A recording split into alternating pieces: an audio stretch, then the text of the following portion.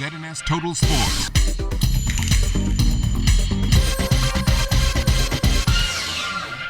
Welcome to sports, everybody. The final set of Olympic boxing qualifiers will get underway tomorrow in Azerbaijan, and Team Bahamas has its sights set on the task at hand. I'm just going out there and just perform and do my best and come home with my medal. I would know how to handle some of these competitors because I faced some of them in Cuba in training camp, so that would give me a little edge. But I know it's going to have to be a lot of work in the ring, so I'm preparing my mind just to go and do battle, just to do work. I've been working on all areas. I've been working on my conditioning because at the last qualifier that affected me in my last qualifier. So I've been working on my conditioning, also my strength, and just staying focused in the ring. At the first qualifier we attend, I was basically more appreciative of being there. So I really let the happiness really get to me like that. But this time, it's a different story, it's a different progress, it's a different season. Our men's national basketball team getting a live scrimmage game in last night at the C.I. Gibson Gym against the Providence Storm. The coaching staff played close attention as they look to cut down to the final 12 before traveling on Friday to the Central Basket Tournament, which starts on Sunday in Panama. We have another 5-6 days to really prepare before our first game. And Coach Mario Boleg and the coaching staff will do our best to try to make it happen. And hopefully everything will come, the chemistry will work, everybody seems to like each other, so that's what's the key.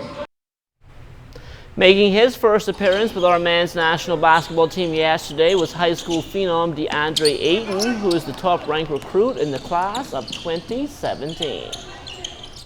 It's pretty competitive, you know, to give back to my hometown and just compete with these guys and get to know them.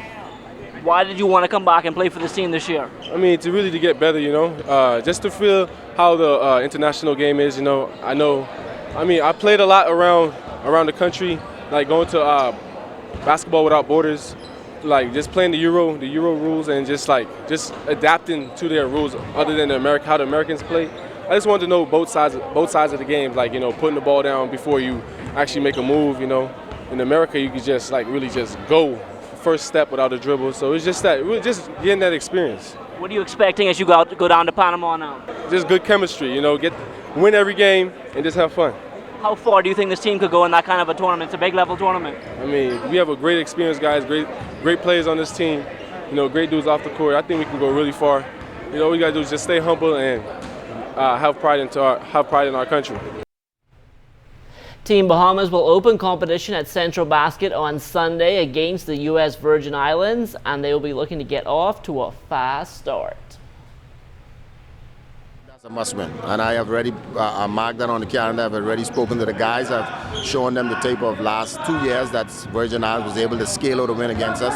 And you know, this game doesn't have nothing to do with where we want to go in the tournament. It's just that we need to beat the U.S. Virgin Islands to let them know once again we are the best team in the Caribbean, the English-speaking country, and we need to let them know that. I probably over the last 5 years played them five or six times, and you know, it's almost a rivalry between us and them. It's usually in the Caribbean Championships, us fighting for the gold, and you know, it's going to be a good test right out the gate. We know most of them, they know us, and in this tournament, I think our first 2 games very important, and you know, we got an opportunity to come out and start 1-0, 2-0. That'll be great to help build confidence before we get to the tougher teams such as Dominican Republic and Mexico.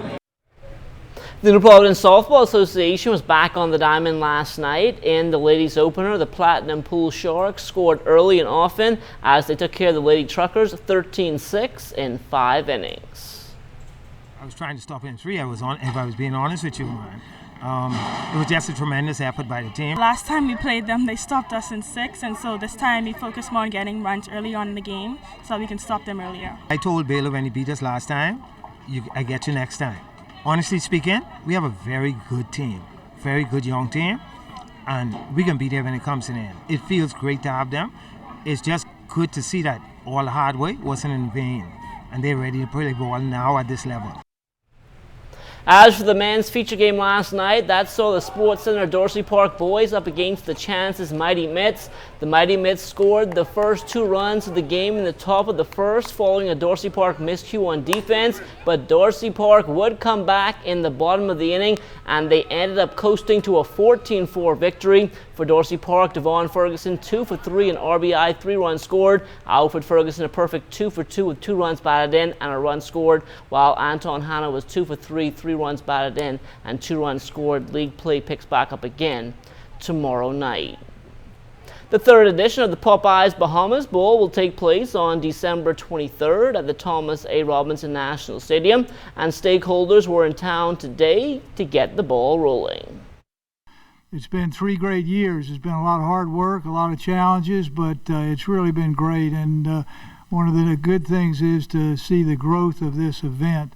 It's really gone terrific, and it's amazing that from year 1 to where we are today. We had a tremendous game in 2014 with one of the great all-time finishes in college football history, a Hail Mary and a relay that would probably rival anything ever seen on the track at Robinson National Stadium.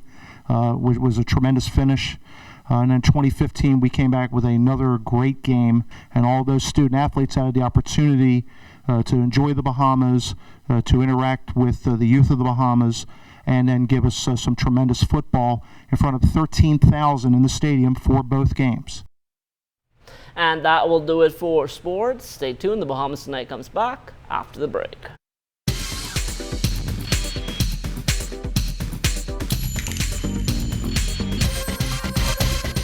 This is ZNS Total Sports.